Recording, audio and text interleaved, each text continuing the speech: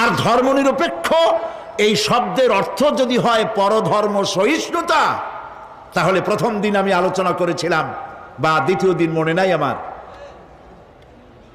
যে পরধর্ম সহিষ্ণুতাই যদি হয় এর অর্থ, তাহলে মুসলমানদের চাইতে পরধর্ম সহিষ্ণু জাত আল্লাহর আকাশের নিচে জমিনের উপরে আর নাই। ঠিক কিনা বলেন? মুসলমানেরা যেখানে বেশি, পরধর্মর লোকেরা সেখানে সব থেকে বেশি নিরাপদ। আমার এই বাংলাদেশে কোনো সাম্প্রদায়িক দাঙ্গা কোনো কালেও হয় নাই, আলহামদুলিল্লাহ বলেন। হয়েছে কখনো? হবেও না, কারণ আমরা মুসলমান। আমরা কি? আল্লাহর নবী বলেছেন, সংখ্যাগরিষ্ঠ মুসলিম এলাকায় যারা সংখ্যালঘু হবে তারা হলো আমানত। যদি তাদের উপরে জুলুম হয়, তাহলে কিয়ামতের দিন আমি নবী মুহাম্মদ রাসূলুল্লাহ সাল্লাল্লাহু